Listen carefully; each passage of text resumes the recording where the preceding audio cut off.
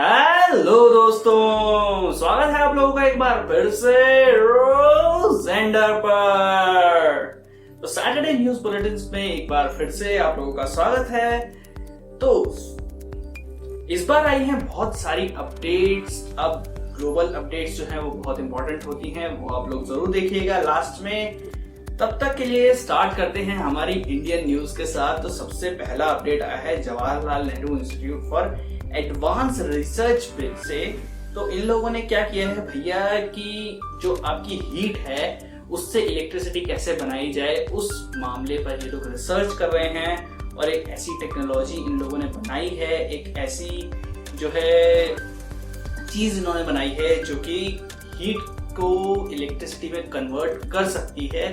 इस तरीके का काम जो है वो पॉसिबल हो सकता है। अभी पूरी तरीके से ऐसा पॉसिबल नहीं हो पाया है, सिर्फ 65% जो है इस चीज को किया जा सकता है। अभी 65% के करीब जो है वो एनर्जी जो है वेस्ट हो जाती है और बाकी की एनर्जी को इलेक्ट्रिसिटी में कन्वर्ट कर दिया जाता है।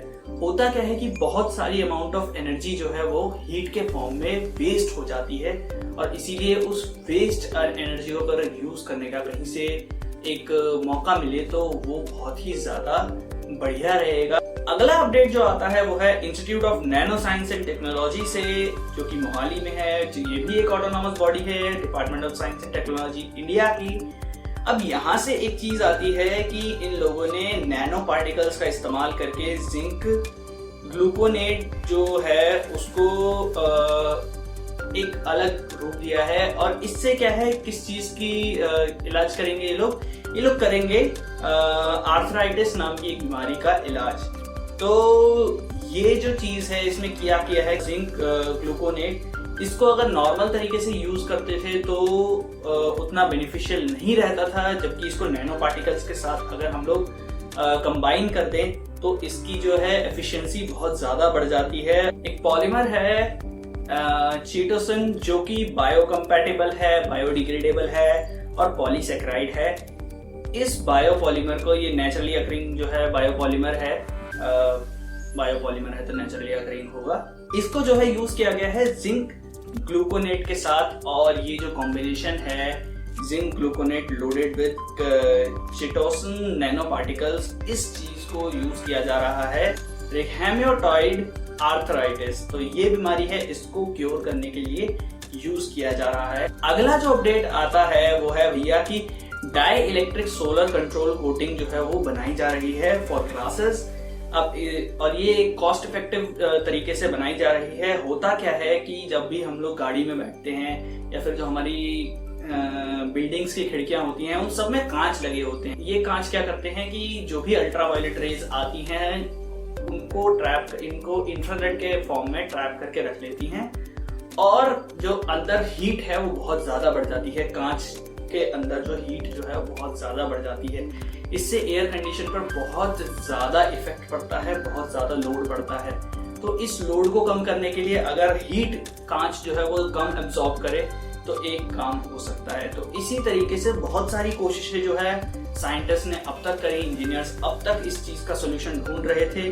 तो फाइनली एक सोल्यूशन जो है यहाँ पर निकल कर आया है। देखते हैं कितना इफेक्टिव होता है। तो इसमें इन लोगों ने क्या किया है, बेरियम टिटेनेट को यूज किया है। BaTiO3 एक केमिकल है, उसको यूज किया है जो कि हाई रिफ्रैक्टिव इंडेक्स का मटेरियल होगा और लो रिफ्रैक्टिव इंडेक्स का मटेरियल जो है वो है MgF2। तो इन दोनों मटेरियल्स को यूज करके एक ऐसी कोटिंग बनाई गई है जो कि बहुत ही कम हीट जो है अब्सॉर्ब करेगी as compare to normal glass. तो नॉर्मल ग्लास के अकॉर्डिंग अगर कम हीट अब्सॉर्ब करेगी तो एसी पर लोड कम पड़ेगा। अगला अपडेट जो आता है वो आता है भाई Shri Chitra Thirunal institute of medical science and technology से। इन्होंने क्या किया है कि कुछ ऐसे इमरजेंसी ब्रीथिंग असिस्ट सिस्टम बनाए हैं जो एयर ब्रिज कहलाते हैं और ये एक तरीके से वेंटिलेटर का काम कर सकते हैं, वेंटिलेटिंग सपोर्ट सिस्टम का काम कर सकते हैं। जो मैकेनिकल वेंटिलेटर है उसका काम नहीं, बल्कि जो जैसे मान लीजिए आप अगर इमरजेंसी में कोई पेशेंट है, कोविड पेशेंट है या नॉन कोविड पेशेंट है, उसको वेंटिलेटर सपोर्ट की जरूरत है इमीडिएटली, बट इमरजेंसी से अभी हम लोग उसे वेंटिलेटर पर नहीं डाल सकते। अभी काफी सारे चेकअप करना बाकी है, या फिर एम्बुलेंस वगैरह में ला रहे हैं तो वेंटिलेशन जो है वो चाहिए, तो ऑक्सीजन जो है वो चाहिए। तो उस तरीके के लिए उन सब चीजों के लिए जो है ये एक डिवाइस बनाई गई है, और ये जो है वो पोर्टेबल है, बैटरी से चलती है और यूजर फ्रेंडली भी है। तो इसको आप एम्बुलेंस में भी यूज कर सकते हैं, आप इमरजेंसी सर्विसेज में भी यूज कर सकते हैं। वेंटिलेटर का ऑल्टरनेटिव नहीं है, एक ब्रिज है।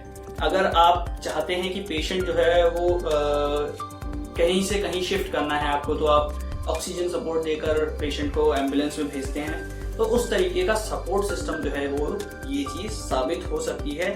बट इसको स्ट्रिक्टली कहा गया है कि वेंटिलेटर का कोई एक ऑल्टरनेटिव ये नहीं है। तो ये थे इंडिया से सारे अपडेट्स। अब चलते हैं दुनिया की तरफ और जानते हैं ग्लोबल अपडेट्स क्या क्या आए हैं।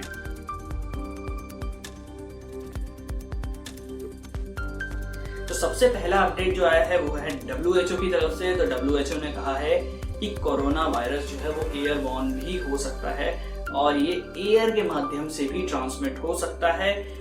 काफी टाइम तक जो है, अगर आप किसी कॉम्पैक्ट एरिया में काम करते हैं, किसी रूम वगैरह में या ऑफिसेज में काम करते हैं, और किसी को है कोरोना वायरस, को ये सिम्प्टोमेटिक पेशेंट है जिसका टेस्ट नहीं हुआ है, तो अगर वो छींकता है या खांसता है और हवा में उसकी सांस के जो ड्रॉपलेट्स हैं वो रह गए हैं, तो उसमें जो है वायरस काफी टाइम तक जिंदा रह सकता है, और अगर आपने वो इनहेल कर दिया तो आप इन्फेक्ट हो सकते हैं। तो इस तरीके से कोरोना वायरस जो है वो एयरबॉर्न भी हो सकता है। तो मास्क लगाना, सैनिटाइज करना खुद को, वो बहुत ही ज्यादा इम्पोर्टेंट है। मास्क लगाइए, और मास्क जो है मुंह और नाक दोनों पर लगाइए, ना कि सिर्फ मुंह पर लगाने से काम बनता है। अगला अपडेट जो आता है वो है एस्ट्रोनॉमी के दीवानों के लिए। और भैया ये जो अपडेट है वो बहुत ही ज्यादा स्पेशल है, क्योंकि 6000 साल बाद आने वाला है एक कॉमेट, और वो अभी दिख रहा है, अभी दिखेगा, उसके बाद 6000 साल बाद दिखेगा। तो अगर आप लोग देखना चाहते हैं तो उसे 22 जुलाई तक जो है देख सकते हैं, अभी भी वो देखा जा सकता है। इस कॉमेट का नाम दिया है NEOWISE। तो ये जो नाम दिया गया है, अभी ये कॉमेट जो है वो हमारे सोलर सिस्टम में प्रेजेंट है कई जगहों से, जैसे नॉर्दर्न हेमिस्फीयर का जो एरिया है, जो नॉर्दर्न पार्ट है, वहां से ये नेकेड आइज से भी कई जगहों से देखा जा सकता है। हर जगह से नहीं, कई जगहों से नेकेड आइज से भी देखा जा सकता है। तो ये once in a life time क्या है यार, बहुत ही ज्यादा रेयर एक चांस है। तो अगर आप लोग किसी ऐसी जगह पे रहते हैं, या फिर आपके पास कोई ऐसे रिसोर्सेज हैं कि आप इस कॉमेट को देख सकें, तो जरूर देखें। ये जो है बहुत ही इंटरेस्टिंग हो सकता है आप लोगों के लिए। अगला अपडेट जो आता है भैया, वो उन लोगों के लिए आता है जो बाबा जी की बूटी फूकना जो है पसंद करते हैं, और बाबा जी की बूटी फूकते हुए ये कहते हैं कि भैया ये तो हमारी हेल्थ के लिए बहुत ही ज्यादा अच्छा है।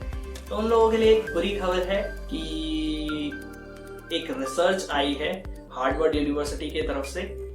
उन लोगों ने कहा है कि भैया जिस तरीके से जो गांजा है, मतलब कि उसके जॉइंट्स बनाए जाते हैं और उसको अलग अलग तरीके से उसका सेवन किया जाता है, तो ये सब चीजें ज्यादा करने से आपके हार्ट पर फर्क पड़ सकता है, और भी कई सारी बीमारियां जो है वो आपको घेर सकती हैं। और जो बूढ़े लोग इसको मेडिसिन की तरह ले रहे थे, वो मेडिसिन भी काफी हद तक उनको नुकसान कर सकती है। इसकी जितनी मेडिसिनल प्रॉपर्टीज हैं, अगर इसका ज्यादा यूज किया गया, बहुत ज्यादा तरीके से इसको यूज किया गया, तो ये बहुत ज्यादा जो है आप लोगों को नुकसान पहुंचा सकता है। तो अगर आप लोग इसका सेवन कर रहे हैं तो भैया थोड़ा आराम से करिए, वरना देवेश दीक्षित वाला हाल होगा आप लोगों का भी। तो अगला अपडेट आ जाता है भैया सन की तरफ से, और सन ने जो है भैया बहुत ही ज्यादा बड़ी न्यूज दे दी है। उन्होंने कहा है कि एक टेट्राक्वार्क पार्टिकल जो है वो पाया गया है, एक नई डिस्कवरी हो सकती है ये। 800 ऑथर्स के द्वारा एक पेपर पब्लिश किया गया जिसमें 800 ऑथर्स हैं, और अभी ये पेपर रिव्यू में है। बट ये पेपर जो है वो बहुत ही ज्यादा स्पेशल हो सकता है। अभी तक ऐसा कभी नहीं हुआ कि चाम क्वार्क से ही पूरा का पूरा जो है वो टेट्रा क्वार्क बना हो। टेट्रा क्वार्क पहले भी देखे गए हैं, बट वो 2 क्वार्क और 2 एंटी क्वार्क से मिलकर बने होते हैं, या फिर अलग अलग तरीके के क्वार्क से मिलकर बने होते हैं। तो ऐसी चीजें, ऐसे कॉम्बिनेशंस देखने को मिलते हैं। क्वार्क्स भी कई तरीके के होते हैं, 6 प्रकार के होते हैं। एक अप, दूसरा डाउन, फिर तीसरा चार्म, फिर स्ट्रेंज, फिर टॉप एंड बॉटम। तो ये 6 तरीके के क्वार्क्स होते हैं। इनके कॉम्बिनेशन से काफी सारे पार्टिकल्स जो है मिलकर बनते हैं। तो क्वार्क और एंटी क्वार्क को मिलाकर बनते हैं मीजॉन्स। और जब 3 क्वार्क एक साथ बॉन्ड बनाते हैं या फिर एक साथ आते हैं तो उसको कहते हैं बेरियन। तो बेरियन जो है उसमें हमारे फेमिलियर पार्टिकल्स दिखते हैं हमको, प्रोटॉन, न्यूट्रॉन। बेसिकली क्वार्क्स जो है वो बिल्डिंग ब्लॉक्स हैं सब एटॉमिक पार्टिकल्स के। सब एटॉमिक पार्टिकल्स भी क्वार्क से मिलकर बने हैं। तो जो लोग नहीं जानते उन लोगों के लिए बता रहा हूँ। और अभी जो डिस्कवरी हुई है वो ऐसे क्वार्क्स हैं, कभी ऐसा देखा नहीं गया कि सेम तरीके के क्वार्क से टेट्रा क्वार्क बना हो। टेट्रा क्वार्क मतलब कि 4 क्वार्क का एक कॉम्बिनेशन। तो 4 क्वार्क का एक कॉम्बिनेशन बना है जिसे हम लोग कहते हैं टेट्रा क्वार्क, और चारों के चारों ही चार्म क्वार्क है। तो इस वजह से जो है साइंटिस्ट काफी ज्यादा जो है इस चीज में इंटरेस्ट ले रहे हैं और इसके बारे में जानने की कोशिश कर रहे हैं कि ये एक्चुअली हुआ कैसे और इसके कारण हम लोग क्या क्या चीजें और पता लगा सकते हैं। तो सर्न में इस पर काफी ज्यादा रिसर्च चल रही है। अगर आप लोगों को क्वार्क्स के बारे में थोड़ा और जानना है और कंप्रेस्ड बेरियोनिक मैटर के बारे में भी जानना है तो आप लोग ये वाली वीडियो देख सकते हैं। इसमें विज्ञान समागम में एक वॉलंटियर ने बहुत ही अच्छे से इन सभी चीजों को समझाया था कि फेयर में जो है वो एक्सपेरिमेंट कौन सा चल रहा है और इस पर क्या क्या काम जो है वो हो रहा है। तो इस वीडियो को आप लोग देख सकते हैं। तो ये थे आज के सारे अपडेट्स। होपफुली आप लोग पूरी तरीके से अपडेटेड हो गए। लाइक कीजिए इस वीडियो को और शेयर कीजिए अपने दोस्तों के साथ ताकि उन लोगों को भी ये सारे अपडेट्स मिल सके, क्योंकि हर हफ्ते हम लोग आप लोगों के लिए ऐसी नई नई वीडियोस लेकर आते रहते हैं। तो मिलते हैं अगली वीडियो में। अगर आप लोगों को डार्क मैटर के बारे में जानना है तो यहाँ क्लिक कीजिए, और अगर आप लोगों को जाननी है आर्किमिडीज प्रिंसिपल की कहानी तो यहाँ क्लिक कीजिए। मिलते हैं अगली वीडियो में। Thank you from रोजेंडर।